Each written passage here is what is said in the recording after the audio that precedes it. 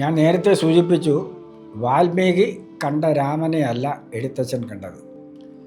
എഴുത്തച്ഛൻ്റെ ഈ പുസ്തകം മലയാളത്തിലേക്ക് എഴുത്തച്ഛൻ കൊണ്ടുവന്നതാണ്. ഇതിന് ആദിമമായ ഒരു രൂപമുണ്ട്. അതായത് പച്ചമലയാളത്തിൽ പറഞ്ഞാൽ എഴുത്തച്ഛൻ പരിഭാഷപ്പെടുത്തുകയാണ് ചെയ്തത്.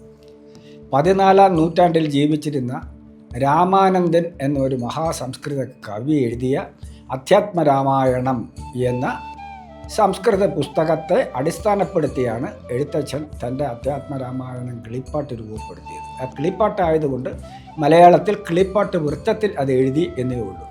മഹാസംസ്കൃത പണ്ഡിതനും കവിയുമായിരുന്ന രാമാനന്ദൻ എന്ന് പറയുന്ന ഒരാൾ എഴുതിയ അധ്യാത്മരാമായണം എന്ന ദേവനാഗരി സ്ക്രിപ്റ്റിൽ എഴുതിയ സംസ്കൃത കാവ്യമാണ് എഴുത്തച്ഛൻ്റെ അധ്യാത്മ രാമായണത്തിന് ആലംബവും അടിസ്ഥാനവും. ഈ രാമാനന്ദൻ ഏത് നാട്ടുകാരനാണ് എന്നുള്ളതിന് വ്യക്തമായ തെളിവില്ല. ചിലർ പറയുന്നു അദ്ദേഹം തമിഴ്നാട്ടുകാരനാണെന്ന്, ചിലർ പറയുന്നു ആന്ധ്രാപ്രദേശുകാരനാണെന്ന്, ചിലർ പറയുന്നു മഹാരാഷ്ട്രക്കാരനാണെന്നും, ചിലർ പറയുന്നു കാശിയിലാണ് അദ്ദേഹം ജനിച്ചതും വളർന്നതും. അദ്ദേഹത്തിൻ്റെ രാമായണം എങ്ങനെയോ കൈമറിഞ്ഞ് എഴുത്തച്ഛന് കിട്ടിയതാവണം എന്ന്. ഇതിലേതാണ് ശരി എന്നറിയത്തില്ല. പക്ഷേ എന്തായിരുന്നാലും ഒരു കാര്യം ഉറപ്പിച്ച് പറയാൻ, അദ്ദേഹം മലയാളി അല്ല എന്ന് പറയാൻ കാരണം എന്ന് പറഞ്ഞാൽ അധ്യാത്മരാമായണം അദ്ദേഹത്തിൻ്റെ കൃതിയിൽ മലയാളിത്വത്തിൻ്റെ ഒരു ഭാഗവും ഇല്ല. സ്വാഭാവികമായിട്ട് രാമൻ്റെ വനയാത്രയും സഞ്ചാരവും നദികൾ മുറിച്ച് കടക്കലും ഒക്കെ അതിനകത്ത് വർണ്ണിതമായിട്ടുണ്ട്. അതിനൊന്നും ഒരു കേരളീയ ഛായ ഇല്ലാത്തതിനാൽ അദ്ദേഹം കേരളീയനല്ല. അതുകൊണ്ട് തന്നെ കേരളത്തിൻ്റെ ഭൂപ്രകൃതി അദ്ദേഹത്തെ സ്വാധീനിക്കാൻ സാധ്യതയില്ല എന്നും ചില പണ്ഡിതന്മാർ പറയുന്നു. അത് ശരിയാകാനാണ് സാധ്യത. ഇവിടെ രാമായണത്തിൻ്റെ കാര്യം ഞാൻ നേരത്തെ പറഞ്ഞു. രാമായണം എന്ന പേര് ഉണ്ടായത് 2 അർത്ഥത്തിലാണ്. രാമസ്യ അയനം, രാമൻ്റെ യാത്ര. അയനം എന്നുള്ള യാത്ര വാക്കിനർത്ഥം യാത്ര. രാമസ്യ അയനം, രാമൻ്റെ യാത്രയാണ്. അതായത് അഭിഷേകം മുടങ്ങി അതുമുതൽ ലങ്കേശനായ രാവണൻ്റെ വധം കഴിഞ്ഞ് മടങ്ങി വരുന്നത് വരെ രാമൻ നടത്തിയിട്ടുള്ള ജൈത്രയാത്ര. അതാണ് രാമസ്യ അയനം, രാമൻ്റെ യാത്ര. ആ രാമൻ്റെ യാത്രയാണ് രാമായണമായി മാറിയത്. അതേപോലെ തന്നെ ഒട്ടും പ്രാധാന്യം കുറയാത്ത മറ്റൊരർത്ഥം കൂടി അതിന് പറയാം. രാമായാഹ അയനം, രാമയുടെ, പെണ്ണിൻ്റെ, സ്ത്രീയുടെ, സീതയുടെ അയനം, സീതയുടെ യാത്ര. സീതയുടെ യാത്ര കൂടി രാമായണത്തിൽ ഘടിപ്പിച്ച് നമ്മൾ പറയാത്തിടത്തോളം കാലം രാമായണം പൂർണ്ണമല്ല, അത് അപൂർണമാണ്. അതുകൊണ്ട് തന്നെ അത് പണ്ഡിത ലോകത്തിനും മറ്റുള്ളവർക്കും സ്വീകാര്യവുമല്ല. അപ്പോൾ രാമനോടൊപ്പം രാമൻ്റെ യാത്ര വാസ്തവത്തിൽ തുടങ്ങുന്നത് അഭിഷേകം മുടങ്ങുന്നതോടുകൂടിയാണ്. അഭിഷേകം മുടങ്ങി രാമൻ സീതയോടൊപ്പം വനവാസത്തിന് പോയി രാവണൻ്റെ തടവറയിൽ ശിംശുഭാവൃക്ഷത്തിൻ്റെ ചുവട്ടിൽ മാസങ്ങളോളം കഴിഞ്ഞ് അവസാനം ഹനുമാൻ സീതയെ കണ്ടെത്തി ആ വിവരം വന്ന് രാമനെ അറിയിപ്പിച്ച് രാമനും ലക്ഷ്മണനും സുഗ്രീവനും മറ്റും സൈന്യസമേതം ലങ്കയുടെ തീരത്ത് ഇന്ത്യയുടെ നമ്മുടെ ധനുഷ്കോടി എന്നാണ് പേര് വന്നതിന് രാമൻ അവിടെ വെച്ചാണ്ട് വില്ല് വളച്ചത് എന്നാണ് ഐതിഹ്യം.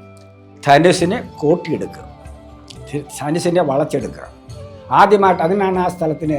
മാത്രമല്ല അവിടെ രാമേശ്വരം എന്നൊരു സ്ഥലം കൂടി തമിഴ്നാട്ടിലുണ്ട്.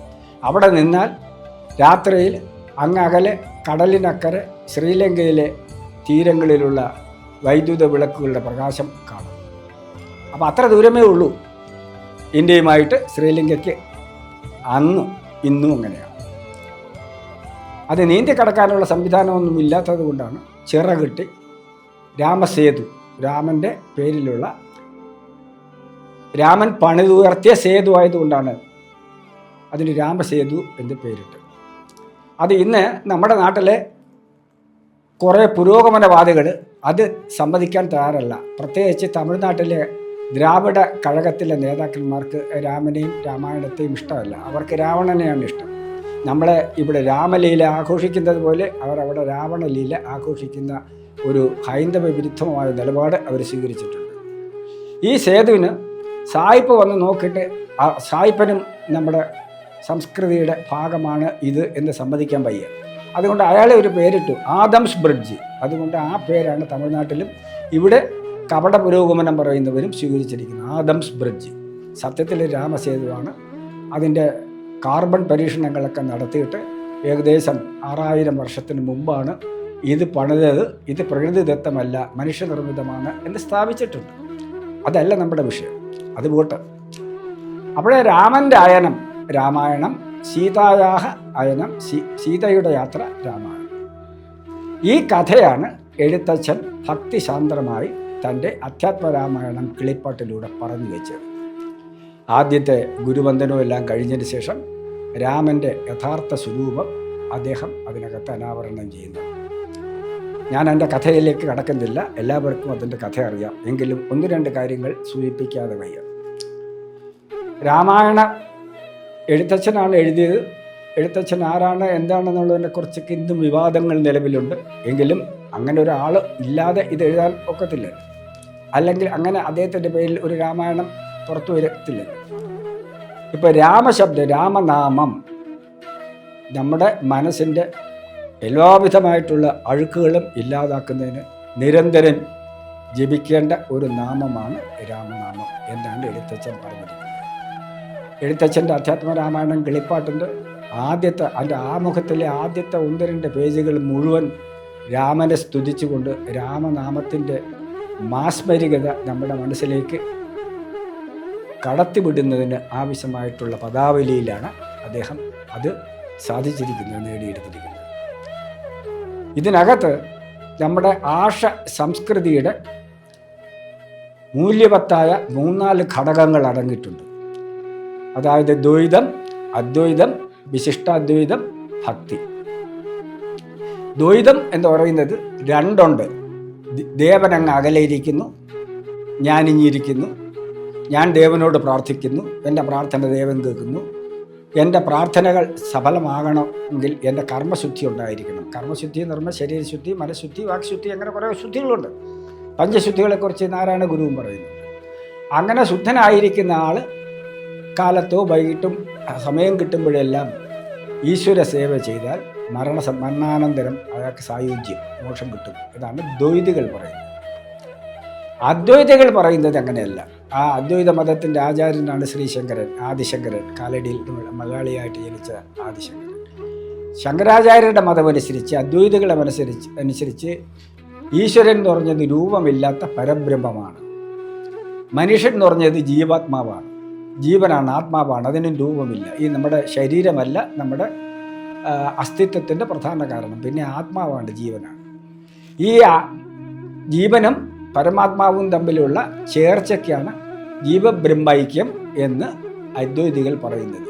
അത് നേടിയെടുക്കുന്നതിനും ഒരുപാട് സാധനകളും തപസ്സും അനുഷ്ഠാനങ്ങളും നിഷ്ഠകളും ഒക്കെ വേണം.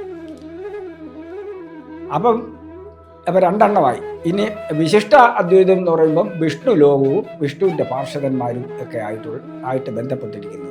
മനുഷ്യർക്ക് നല്ലത് ചെയ്തു കഴിഞ്ഞാൽ, മോക്ഷം കിട്ടിക്കഴിഞ്ഞാൽ വിഷ്ണുവിൻ്റെ അടുക്കൽ, വിഷ്ണു പദത്തിലേക്ക്, വൈകുണ്ഠത്തിലേക്ക് എത്തിച്ചേരാൻ കഴിയും.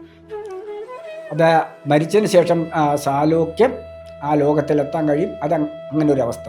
സാമീപ്യം, വിഷ്ണുവിൻ്റെ അടുത്ത് ചെല്ലാനുള്ള ഒരു അവസരം കിട്ടും. അത് കഴിഞ്ഞിട്ട് സാദൃശ്യം, വിഷ്ണുവിൻ്റെ പോലെ 4 കൈകളും ചക്ര ഗദ ഇതോടൊക്കെ കൂടിയ വിഷ്ണുവിൻ്റെ രൂപം ധരിച്ചും. പിന്നെ അവസാനം മോക്ഷം, സായുജ്യം. ഇങ്ങനെ 4 സാമീപ്യം, സാദൃശ്യം, സാരൂപ്യം, സായുജ്യം. ഈ 4 അവസ്ഥയിലേക്ക് എത്താൻ കഴിയുന്ന ഒരു സാധന രീതി, ഒരു വ്യാഖ്യാന രീതിയാണ് വിശിഷ്ടാദ്വൈതത്തിനുള്ളത്. ഭക്തിക്ക് അങ്ങനെയൊന്നുമില്ല. ഭഗവാനെ എപ്പോഴും കണ്ടുകൊണ്ടിരിക്കുക, ഭഗവാൻ തൻ്റെ ഉള്ളിൽ കുടികൊണ്ടിരിക്കുന്നു ഉറച്ച് വിശ്വസിക്കുക, ആ ഭഗവാനെ തൊട്ടുണർത്തുന്നതിന്, ആ ഭഗവാന്റെ പാദസേവ ചെയ്യുന്നതിന് എപ്പോഴും ഭക്തൻ സന്നദ്ധനായിരിക്കുക. അതാണ് ഭക്തിമാർഗം. അപ്പോൾ എഴുത്തച്ഛൻ ഈ പറഞ്ഞതെല്ലാം കൂടി ഭക്തിയിൽ ലയിപ്പിച്ചിട്ട് ഭക്തി എന്നേ മുക്തി, ഭക്തി കൂടാതെ മുക്തി ഉണ്ടാകത്തില്ലെന്ന് സ്ഥാപിച്ചു. കലിയുഗത്തിൽ ഭക്തിയാണ് മോക്ഷത്തിന് പ്രധാന കാരണം. ഭക്തിയില്ലാതെ ഒരു മനുഷ്യനും കലിയുഗത്തിൽ മോക്ഷം കിട്ടില്ലെന്ന് എഴുത്തച്ഛൻ തൻ്റെ അധ്യാത്മരാമായണത്തിലൂടെ അസന്നിഗ്ധമായി പ്രഖ്യാപിക്കുന്നുണ്ട്. അപ്പോഴേ അതിനകത്ത് ഈ ഭക്തിയാകുമ്പം ഭക്തനും ഭഗവാനും വേണം. ഭഗവാൻ എന്ന് പറയുന്നത് ഒരാളാണ്. ആൾ രൂപത്തോടുകൂടി ഭക്തൻ്റെ മുമ്പിൽ വരാൻ കഴിവുള്ള ചൈതന്യ സ്വരൂപമാണ് എന്നുള്ള ധാരണയിലോട് ആണ് നമ്മുടെ ഈശ്വര സങ്കല്പങ്ങൾ, നമ്മുടെ 33 ദേവന്മാരെന്നൊക്കെ പറഞ്ഞ് ഹിന്ദുക്കളെ ആക്ഷേപിക്കുന്ന ആ ദേവസങ്കല്പം ഇതിൽ നിന്ന് കിട്ടിയതാണ്. അപ്പോൾ ഈശ്വരനെ നമുക്ക് നേരിട്ട് നമ്മുടെ മാംസദൃഷ്ടി കൊണ്ട് നമുക്ക് കാണാൻ പറ്റും. പക്ഷേ ഭക്തൻ ആ നിലയിലേക്ക്, ഈശ്വരൻ്റെ നിലയിലേക്ക് ഉയരണം. അപ്പം ഭഗവാനെക്കുറിച്ചും ഭക്തിയെക്കുറിച്ചും നമ്മുടെ പുരാണങ്ങൾ വളരെ വ്യക്തമാക്കി വർണ്ണിച്ചിട്ടുണ്ട്. ഭഗവാന് നിർവചനം കൊടുത്തിട്ടുണ്ട്, ഭക്തന് നിർവചനം കൊടുത്തിട്ടുണ്ട്. ഭക്തൻ്റെ നിർവചനം നമുക്കെല്ലാവർക്കും അറിയാം. മനഃശുദ്ധിയോടുകൂടി നിരഹങ്കാരിയായിട്ട് നിരീഹനായിട്ട് ഈശ്വരനെ ധ്യാനിച്ച് കഴിയുന്ന ആളാരാണോ അയാളാണ് ഭക്തൻ. അയാൾക്ക് വേണ്ടി എന്തും കൊടുക്കാൻ തയ്യാറാകുന്ന ആളാണ് ഈശ്വരൻ. അപ്പോൾ ഈശ്വരന് അല്ലെങ്കിൽ ദൈവത്തിന് അല്ലെങ്കിൽ ഭഗവാന് ചില വിശിഷ്ടമായിട്ടുള്ള സിദ്ധികളുണ്ട്. അതിലൊന്നാണ് അഷ്ടൈശ്വര്യ സിദ്ധി. 8 തരത്തിൽ ഭഗവാന് പെരുമാറാൻ കഴിയും. അണിമ, ലഘിമ തുടങ്ങിയ. അണിമ എന്ന് പറഞ്ഞാൽ സൂക്ഷ്മ രൂപത്തിൽ ആയിത്തീരുക. ലഘിമ എന്ന് പറഞ്ഞാൽ പർവ്വതം പോലെ പർവ്വതീകരിച്ച് വളരെ വലുതാകുക. ഹനുമാൻ ഉണ്ടായിരുന്നൊരു സിദ്ധിയാണ്. അത് സുന്ദരകാണ്ഡത്തിൽ വളരെ വ്യക്തമായിട്ട് എഴുത്തച്ഛൻ പറഞ്ഞിട്ടുണ്ട്. അപ്പോൾ ഈ അഷ്ടൈശ്വര സിദ്ധികൾ കൂടാതെ ഈശ്വരന് ഐശ്വര്യം തുടങ്ങിയ 6 ഭഗങ്ങൾ എന്ന് പറഞ്ഞാൽ ഐശ്വര്യങ്ങൾ, 6 ഭഗങ്ങളുള്ളവരാണ് ഭഗവാൻ. ഐശ്വര്യം, ശങ്കരാദീശ്വര വിനിയമനം, വിശ്വതേജോഹരാണാം തേജസ്സംഹാരി വീര്യം, വിമലമവയശോ നിസ്പൃഹേശ്ചോപവീതം, അംഗാസംഗാ സദാശ്രീ അഖില വിദശന കോപിതേ സംഘവാർത്ത തദ്വാദാകാരവാസിൻ മുരഹര ഭഗവത് ശബ്ദമുഖ്യാശ്രയോസി എന്ന് നാരായണത്തിൽ ഈ ഭഗവാന്റെ 6 ഗുണങ്ങളെക്കുറിച്ച് വർണ്ണിച്ചിട്ടുണ്ട്. ഐശ്വര്യസ്യ സമഗ്രസ്യ വീരസ്യ യശസ്ശ്രിയ എന്ന് തുടങ്ങുന്ന ഒരു ശ്ലോകവും ഈ 6 ഗുണങ്ങളെ പറയും. ഇത് കൂടാതെ വളരെ സാധാരണക്കാർക്ക് മനസ്സിലാകുന്ന മറ്റൊരു വ്യാഖ്യാനം കൂടി കൊടുത്തിട്ടുണ്ട്. സാധാരണക്കാർക്ക് മനസ്സിലാകുന്ന മറ്റൊരു വ്യാഖ്യാനം കൂടി കൊടുത്തിട്ടുണ്ട്. ഉത്പത്തിം പ്രളയം ചൈവ ഭൂതാനാം അഗതിം ഗതിം വേത്തി വിദ്യാം അവിദ്യാം ചൈവ സവാച്യോ ഭഗവാനിധി. സർവജന്തുക്കളുടെയും ഉൽപ്പത്തിയും പ്രളയം, അവസാനം ഇതൊക്കെ എവിടെ ചെന്ന് ലയിച്ചു ചേരുന്നു? ഉൽപ്പത്തി, പ്രളയം, യഹ വേത്തി, ആരാടോ അറിയുന്നത്? ഉൽപ്പത്തിയും പ്രളയം ചൈവ ഭൂതാനാം അഗതിം ഗതിം, ഏതെല്ലാം ഭൂതങ്ങൾക്ക് ഗതി കിട്ടും, ഏതെല്ലാം ഭൂതങ്ങൾ ഗതി കിട്ടാതെ അലയും എന്നതിനെക്കുറിച്ച് യഹ വേത്തി, ആരാണ് അറിയുന്നത്? സവാച്യോ ഭഗവാനിധി, അവൻ്റെ പേരാണ് ഭഗവാൻ. ആ ഭഗവാനെ ആദ്യന്തം സ്തുതിച്ചിരിക്കുന്ന കൃതിയാണ്, കഥയാണെന്ന് നമുക്ക് തോന്നുമെങ്കിലും കഥയ്ക്ക് പിന്നിലൊരു കഥയുണ്ട്. ആ കഥയാണ് അധ്യാത്മരാമായണം കിളിപ്പാട്ട് നമ്മുടെ മുമ്പിലേക്ക് വയ്ക്കുന്നത്. രാമായണത്തെക്കുറിച്ച് കൂടുതൽ അറിയാൻ താല്പര്യമുള്ളവർക്ക് തിരുവനന്തപുരം പരിധി പ്രസിദ്ധീകരിച്ച ഞാൻ എഴുതിയ അധ്യാത്മരാമായണം കിളിപ്പാട്ട് ഒരു പഠനം എന്ന പുസ്തകം വാങ്ങാവുന്നതാണ്.